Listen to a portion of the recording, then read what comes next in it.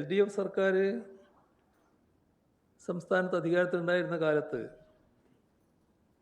2024 October 14 ന്യൂനപക്ഷ വിഭാഗങ്ങളുടെ ഭരണഘടനാ അവകാശങ്ങളെ ഹനിക്കുന്ന കേന്ദ്ര സർക്കാർ നയത്തിനെതിരെ നിയമസഭയിൽ ഒരു പ്രമേയം അവതരിപ്പിച്ചിരുന്നു. ആ പ്രമേയം ഐകകണ്ഠ്യേനയാണ് നിയമസഭ അംഗീകരിച്ചത്. അന്ന് കേന്ദ്ര സർക്കാരിൻ്റെ ഇത്തരമൊരു ഇടപെടലിനെതിരെ കോൺഗ്രസും മുസ്ലിം ലീഗും അടങ്ങുന്ന UDF ആശങ്ക പ്രകടിപ്പിച്ചിരുന്നു. എന്നാൽ ഏത് കാര്യത്തിലാണോ ആശങ്ക പ്രകടിപ്പിച്ചത്, ആ നിയമം അതിൻ്റെ വള്ളിപുള്ളി വ്യത്യാസമില്ലാതെ പൂർണ്ണമായി നടപ്പാക്കാനാണ് ഞങ്ങൾ തയ്യാറാകുന്നത് എന്നാണ് കേരള ഹൈക്കോടതിയിൽ സർക്കാർ വ്യക്തമാക്കിയിട്ടുള്ളത്. മറ്റൊരു കാര്യവും ഓർക്കേണ്ടതാണ്. ലോക്സഭയിൽ ബില്ല് അവതരിപ്പിച്ച ഘട്ടത്തിൽ ഇടതുപക്ഷം ശക്തമായി അതിനെതിരെ നിലപാടെടുത്തിരുന്നു. ഇടതുപക്ഷത്തിനോടൊപ്പം കോൺഗ്രസിനെ പ്രതിനിധീകരിച്ച് ശ്രീ KC വേണുഗോപാൽ നിയമത്തിനെതിരായി നിലപാട് സ്വീകരിച്ചിരുന്നു. ഇതെല്ലാം അവഗണിക്കുന്ന നിലയാണ് ഇപ്പോൾ സംസ്ഥാന സർക്കാരിൻ്റെ ഭാഗത്ത് നിന്നുണ്ടായിട്ടുള്ളത്. 2026 ജൂലൈ 14 ഇതുമായി ബന്ധപ്പെട്ട് സർക്കാർ ഭാഗത്തു നിന്ന് ഹൈക്കോടതിയിൽ സ്റ്റേറ്റ്മെൻറ്റ് സമർപ്പിച്ചു. അതിൽ രേഖാമൂലം ബോധിപ്പിച്ച കാര്യമാണ്. അതിങ്ങനെയാണ്: quote, the government is prepared to reconstitute the board strictly in compliance with the mandate of Section 14 of the Unified Waqf Management, Empowerment, Efficiency and Development Act. ഇതാണ് രേഖാമൂലം സംസ്ഥാന സർക്കാർ ഹൈക്കോടതിയിൽ സമർപ്പിച്ച സ്റ്റേറ്റ്മെൻറ്റിലുള്ള ഭാഗം. മുസ്ലിം ലീഗിൻ്റെ നോമിനിയായ special government leader PM Saneer മുഖാന്തരമാണ് ഈ സ്റ്റേറ്റ്മെൻറ്റ് ഹൈക്കോടതിയിൽ സമർപ്പിച്ചത്. കേസിൻ്റെ വിചാരണക്ക് അഡ്വക്കേറ്റ് ജനറൽ നേരിട്ട് ഹാജരാവുകയും ചെയ്തു. ഇതേ നിലപാട് തന്നെയാണ്, കാരണം സർക്കാരിൻ്റെ നിലപാടാണ്, അഡ്വക്കേറ്റ് ജനറലും കോടതിയിൽ സ്വീകരിച്ചത്. കേന്ദ്ര സർക്കാരിന് വേണ്ടി ഹാജരായത് അഡീഷണൽ സോളിസിറ്റർ ജനറൽ ആയിരുന്നു. അദ്ദേഹവും ഇക്കാര്യത്തിൽ ഹർജിക്കാരോടും സംസ്ഥാന സർക്കാരിനോടുമുള്ള യോജിപ്പ് കോടതിയെ അറിയിച്ചു. വഖഫ് നിയമത്തിലെ 14-ാം വകുപ്പ് പ്രകാരമാണ് സംസ്ഥാന വഖഫ് ബോർഡ് രൂപീകരിക്കുന്നത്. ഇപ്പോൾ 1-ാം ഭേദഗതി അനുസരിച്ച് 11-ൽ കവിയാത്ത അംഗങ്ങളെ സംസ്ഥാന സർക്കാർ നോമിനേറ്റ് ചെയ്താണ് ബോർഡ് രൂപീകരിക്കേണ്ടത്. ഈ 11-ൽ 9 പേരെ നിയമിച്ചാണ് നേരത്തെ LDF കാലത്ത് ഉത്തരവായത്. ബാക്കി 2 പേരെ ഉടൻ നിയമിക്കുമെന്ന് ഉത്തരവിൽ സൂചിപ്പിച്ചിട്ടുമുണ്ട്. നിയമത്തിലെ 14-ാം വകുപ്പിൽ ആകെ അംഗങ്ങളിൽ 2 പേര് അമുസ്ലിം ആയിരിക്കണം എന്ന് നിഷ്കർഷിച്ചിട്ടുണ്ട്. അതുപോലെ തന്നെ ഷിയ, സുന്നി, മറ്റ് മുസ്ലിങ്ങളിലെ പിന്നോക്ക സമുദായക്കാർ എന്നിവരുടെ പ്രതിനിധികളും ബോർഡിലുണ്ടാവണമെന്ന് നിർദ്ദേശമുണ്ട്. അതത് സംസ്ഥാനങ്ങളിൽ ഗണ്യമായ അംഗങ്ങളുണ്ടെങ്കിൽ ബോറ, അഖാഖാനി ഈ വിഭാഗങ്ങൾക്ക് കൂടി പ്രാതിനിധ്യം നൽകണമെന്നുണ്ട്. ഇക്കാര്യത്തിൽ സാഹചര്യങ്ങൾ പരിശോധിച്ച് സംസ്ഥാന സർക്കാരിന് തീരുമാനം കൈക്കൊള്ളാവുന്നതാണ്.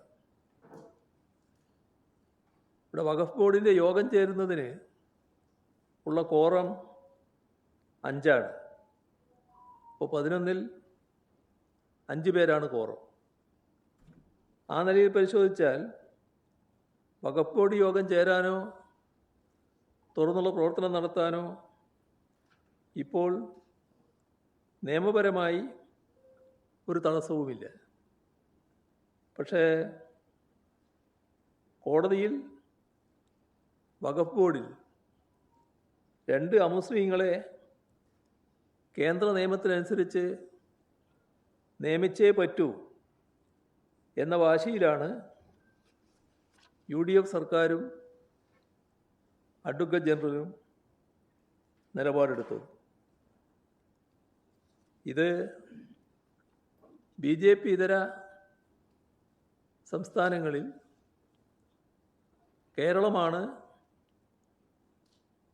മറ്റ് സംസ്ഥാനങ്ങളിലെ BJP ഗവൺമെൻറ്റിനോടൊപ്പം നിന്നുകൊണ്ട് ഇത്തരമൊരു ഭേദഗതി നടപ്പാക്കുന്ന നില സ്വീകരിച്ചിട്ടുള്ളത്. ഇത് തികച്ചും വഞ്ചനാപരമായ നിലപാടാണ്. ന്യൂനപക്ഷങ്ങളെയും ജനങ്ങളെയാകെയും വഞ്ചിക്കുന്ന നിലപാടാണ് UDF സർക്കാർ സ്വീകരിച്ചിട്ടുള്ളത്. ഇവിടെ നേരത്തെ സൂചിപ്പിച്ച വിഭാഗങ്ങളിൽ 2 അമുസ്ലിം അംഗങ്ങളെ നാമനിർദ്ദേശം ചെയ്തില്ല എന്നും മറ്റുമാണ് ഹൈക്കോടതിയിൽ ഉന്നയിക്കപ്പെട്ട പ്രശ്നം. ഒരു ഹർജിക്കാരൻ BJP സംസ്ഥാന വൈസ് പ്രസിഡൻ്റാണ്. പുതിയ വഖഫ് നിയമം പ്രാബല്യത്തിൽ വന്നതിനെ തുടർന്ന് നിയമത്തെ ചോദ്യം ചെയ്തുകൊണ്ട് 100 കണക്കിന് ഹർജികൾ സുപ്രീം കോടതിയിലെത്തിയിട്ടുണ്ട്. അതെല്ലാം ഫയൽ ചെയ്യപ്പെട്ട അവസ്ഥയിലാണുള്ളത്. സ്വത്ത് വഖഫ് ചെയ്യുന്നതിലുള്ള നിയന്ത്രണങ്ങൾ കൊണ്ടുവരുന്ന നിയമത്തിലെ ചില ഭാഗങ്ങളാണ് സുപ്രീം കോടതി സ്റ്റേ ചെയ്തത്. അത്തരമൊരു ഇടപെടൽ ഈ നിയമവുമായി ബന്ധപ്പെട്ട് സുപ്രീം കോടതിയുടെ ഭാഗത്തു നിന്ന് ഉണ്ടായിട്ടുണ്ട്. എന്നാൽ മറ്റു കാര്യങ്ങൾ, അമുസ്ലിങ്ങളെ വഖഫ് ബോർഡിൽ നിയമിക്കുന്നതുൾപ്പെടെയുള്ള വ്യവസ്ഥകൾ ചോദ്യം ചെയ്തുകൊണ്ടുള്ള ഹർജികളുണ്ട്. ആ ഹർജികളുടെ കൂട്ടത്തിൽ ഇന്ത്യൻ യൂണിയൻ മുസ്ലിം ലീഗും സുപ്രീം കോടതിയിൽ കേസ് ഫയൽ ചെയ്തിട്ടുണ്ട്.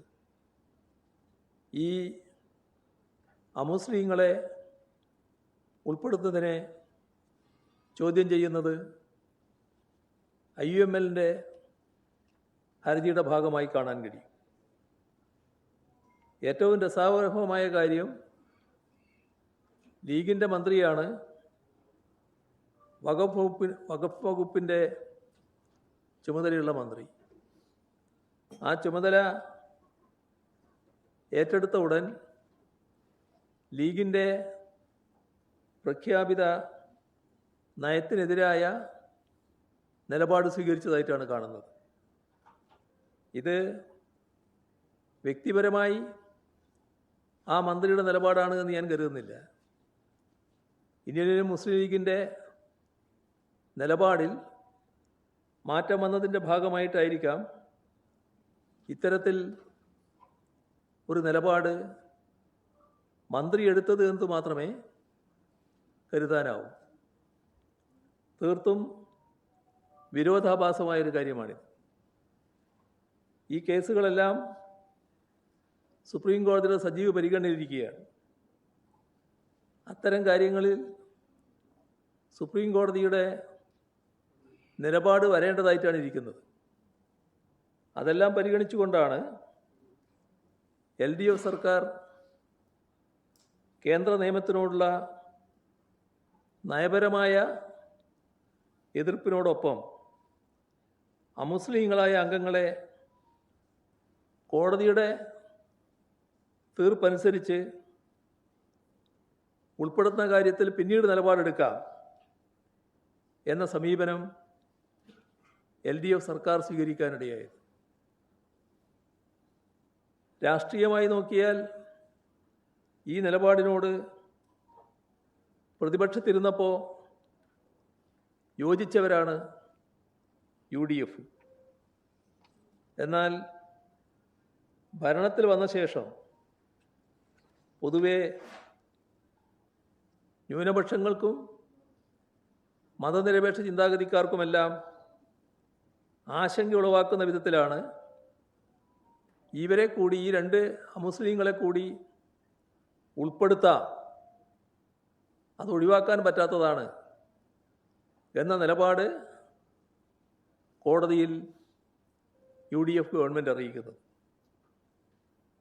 തെരഞ്ഞെടുപ്പിന് മുൻപ് UDF ഉയർത്തിയ രാഷ്ട്രീയ ഡീൽ, അതുമായി ബന്ധപ്പെട്ട ആരോപണങ്ങൾ പൊതുസമൂഹം ഓർക്കുന്നുണ്ടാകും. അതെല്ലാം അവർക്ക് തന്നെ ചേരുന്നതാണ് എന്താണ് ഈ സർക്കാർ അധികാരത്തിൽ വന്നതിന് ശേഷമുള്ള ചുരുങ്ങിയ നാളുകൾ കൊണ്ട് തന്നെ തെളിയിക്കപ്പെട്ടിട്ടുള്ളത്.